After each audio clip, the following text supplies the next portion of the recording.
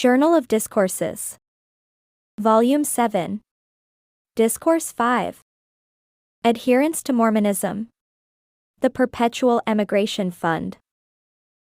By Heber C. Kimball.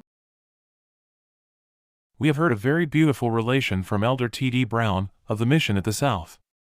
It seems that everything we undertake in righteousness prospers, and the devil and his agents cannot help themselves, if we are faithful. The Zion's ship that was spoken of today, which runs in Snag Harbor, has prospered from the first day it was launched, and every man and woman who stick firmly to that ship will prosper from this time henceforth and forever. That I know, for I have been on board that ship, and am now sailing upon it.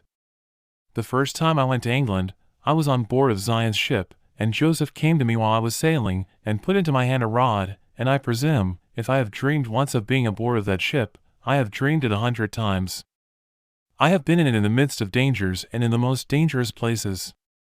I have seen trees and stumps, mountains and rocks, and everything else that could be placed in her course thrown before her to stop her in her course, but she can sail through a mountain or on dry land as well as upon the water.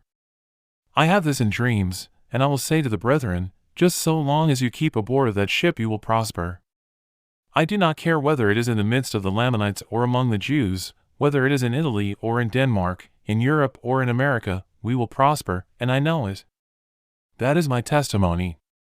As Brother George A. Smith was saying, there are some who want to enjoy ancient Mormonism, that is, as Mormonism used to be when it was a small sapling. But it is now becoming a lofty tree, and its branches are beginning to shoot forth all over the nations of the earth. Ancient Mormonism has grown to such a degree. Many have been in the background, and have left the tree, and it has grown to that extent, they do not know it. That is the trouble with them, they don't know what Mormonism is. But this is Mormonism, and this is the Church of Jesus Christ of Latter-day Saints, and President Young is the true and legal administrator and delegate sent from God, and we are his brethren, and he is on board of Zion's ship, and he is the captain, and if we will stick to it, we shall never run foul of the rocks, and whoever he tells to take hold of the helm, he will tell them in what direction to steer, and she is such a good sailor, and so true to the helm, she will run right between or over all snags. Do you believe it, you old Mormons? Yes.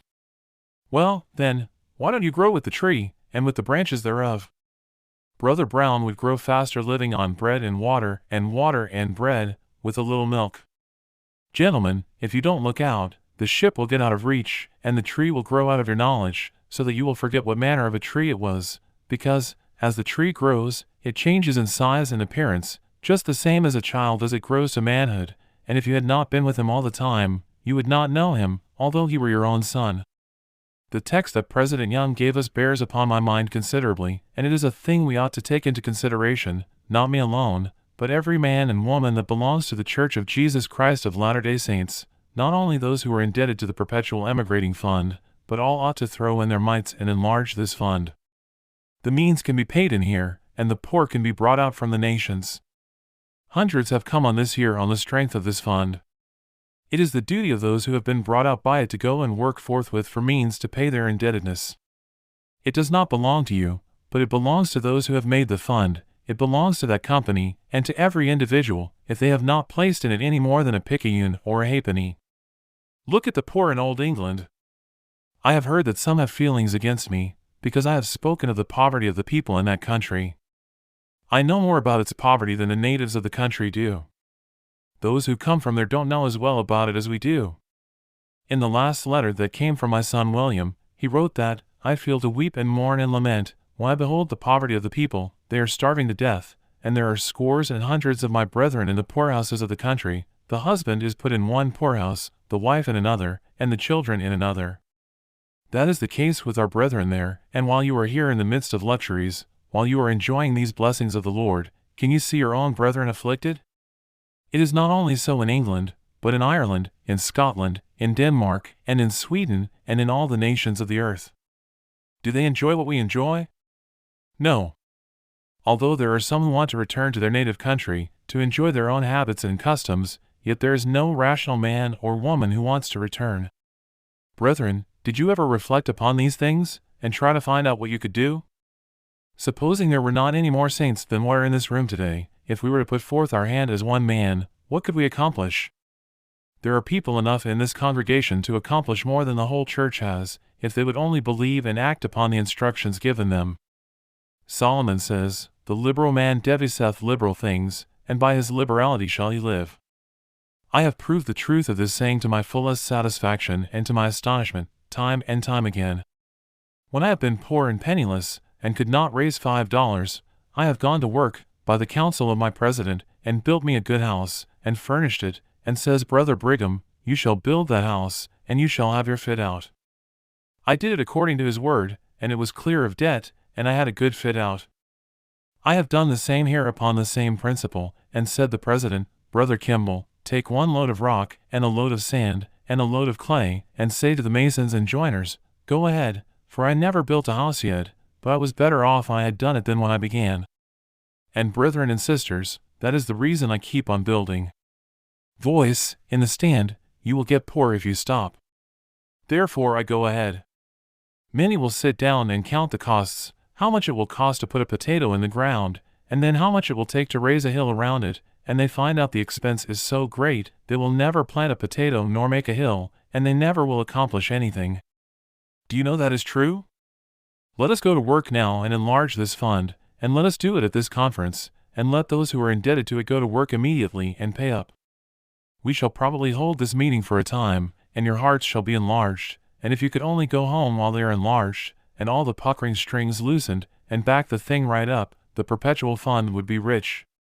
I know that men and women have consciences that want to screw this way, and twist that way, and every way under God's heavens, before they can come to the right thing. If you want to grow and thrive, and want to have the Spirit of the Lord, and the Holy Ghost to be with you, and have dreams and visions, and gold and silver, and herds and flocks, wives and children, and every other good thing, go ahead in every duty, and never falter 1 moment, and tell the devil to kiss your foot. The devil is on the puckering line, and he will pucker every saint and every man there is upon the earth, so that they would let their fellow beings lie down in a furrow of the field and starve to death. And these are your brethren and sisters, if you only but knew it, just as much as your brethren and sisters are according to what you call the flesh. This is the feeling of many. Well, if I could only get Dad, and Mammy, and Granddad, and Uncle John, and Aunt Nancy, and Sally here, I would not care a damn for all the rest. Who cares about having only Nancy and Sally? Let us have Susan and Polly and Timothy and Andrew out, too. What do you say? Voice in the stand, let us bring them all. Yes, let us bring them all out. The wars, distress, and confusion among the nations are increasing the value of provisions. It was just as much as you could do to live, when you were there. What do you say, brethren and sisters? I do not want you to say anything, unless you go ahead and do what you say. Shall we go ahead and enlarge these funds, and pay up our debts? Voice in the stand, aye. Well, all who are in favor of paying up your debts to the fund, to the church, and everybody else, I want you to signify it by raising your right hands, and then say, aye. Aye. And when you come tomorrow, bring along your pennies, and let us keep gathering and enlarging the pile, and keep enlarging it, and gather the saints together from the 4 quarters of the earth. We are the persons to do that business, and when we have accomplished our part as servants in the flesh, God will send angels He has had in reserve to accomplish what we cannot accomplish. But He will make us buckle up to the work, and if we should happen to lie down and sleep before we have done all we might do here, He will tell us to awake and go about our business, and accomplish that we might have done while we were in the flesh. You have got to do it, as sure as the sun ever rose and set. You may wait as long as you have a mind to before you begin. My feelings are for us all to concentrate our energies with the head of this church, and put the wheel in operation, that, when another year comes, we may see 100 times more come out by the Perpetual Emigrating Fund than we have ever seen. I believe I have stuck to the text pretty well. May God bless you, and help you to be faithful and fulfill your covenants, from this time henceforth and forever. Amen. This was an address by President Heber C. Kimball, delivered at the General Conference, in the Tabernacle, Great Salt Lake City, October 6, 1854. Like, share, and subscribe. Check back for new videos and playlists. Also, be sure to check out our community section for updates. Take care.